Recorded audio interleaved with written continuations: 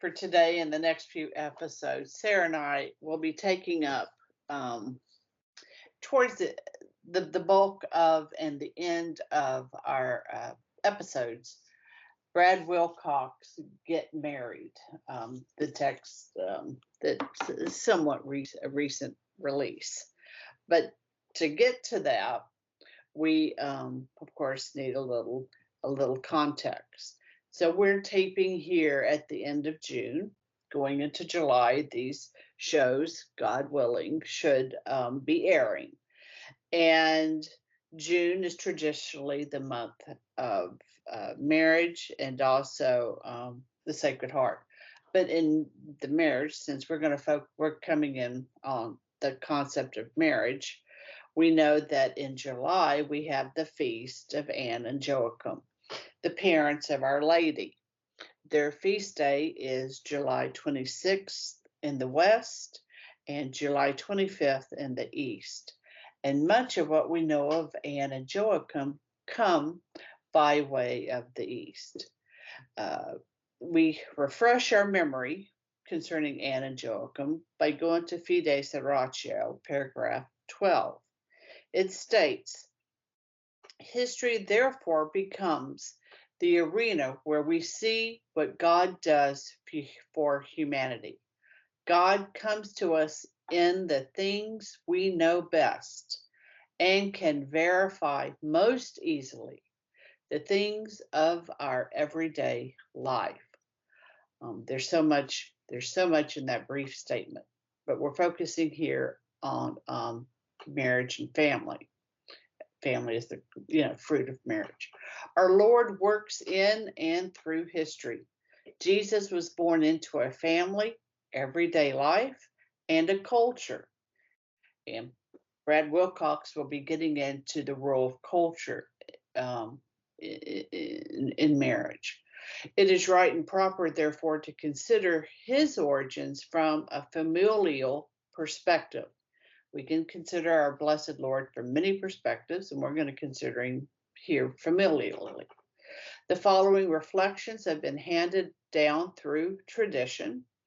The Novus Ordo Missal states that Mary, the pinnacle of creation, was raised in a manner befitting the Theotokos. Anne and Joachim were steadily faithful, and the world judged them as faithless, and more than that, they judged them as somehow committing a grievous sin. That's why they were childless. Somehow they had offended our Lord. Oh, right, yes. Okay, I understand what you mean. Yes. At that time, so now we're looking at their culture, the temple cult is corrupted. That doesn't mean each and every person associated with the temple was corrupted. Of course, we know Joseph at Arimathea, we have the Essenes, so of course not. But we're talking as a body, a group, it was corrupted. Let's see that, yes, the institutional leadership is awful. They have a king who's not of Davidic line. In fact, he's been appointed by Rome, so he's a satellite potentate, and all the people know this.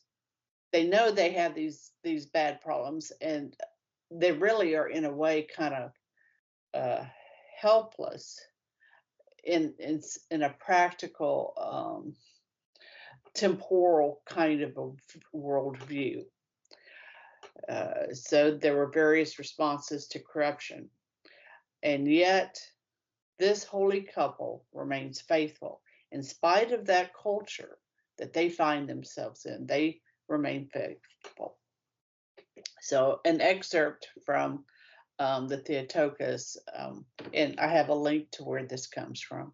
And in fact, Sarah and I actually have a link to all those shows where we actually go much more depth. So this is just a very surface refresh.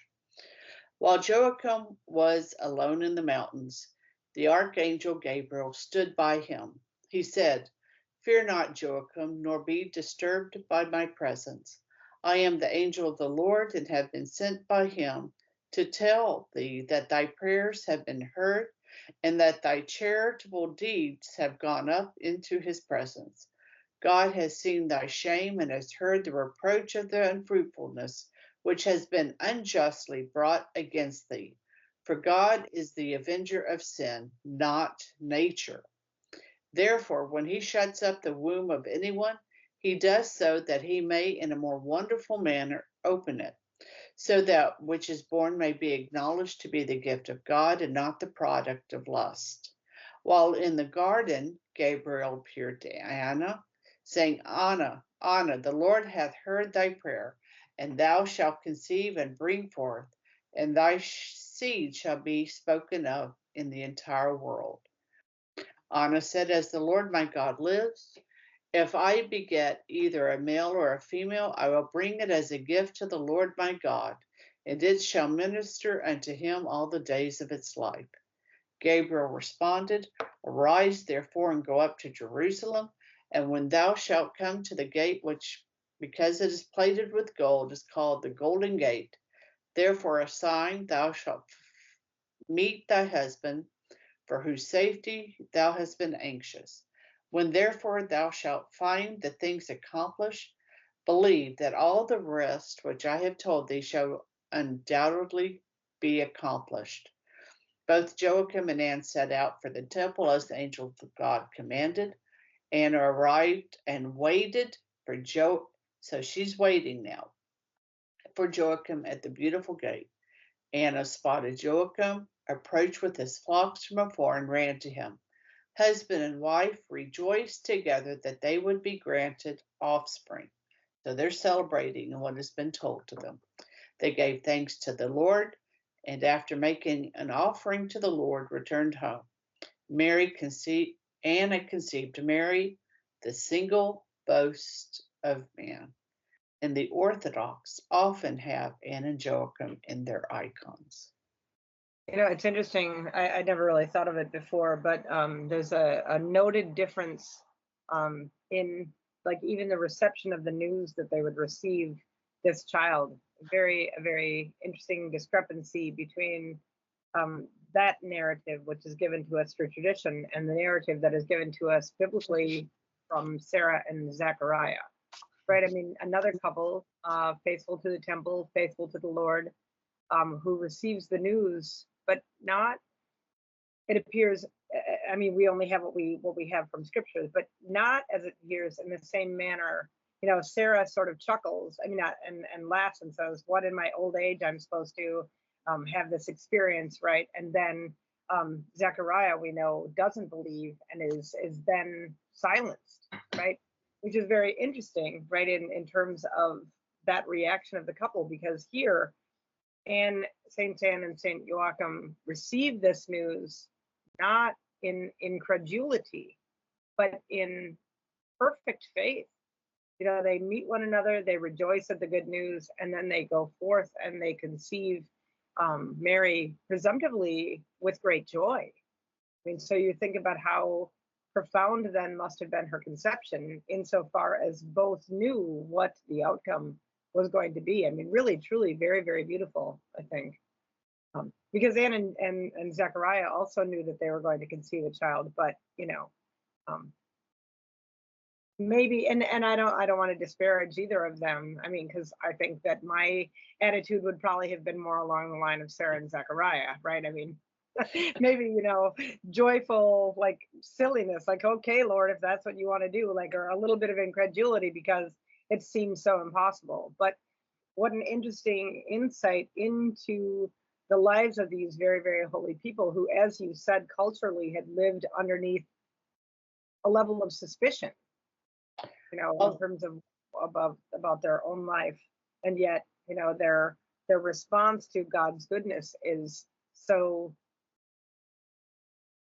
I don't know, it's a very beautiful, joyful telling of this narration of their romance, shall we say, or of their marriage and of their relationship, primarily first with God and then with one another. That's right. That's exactly right.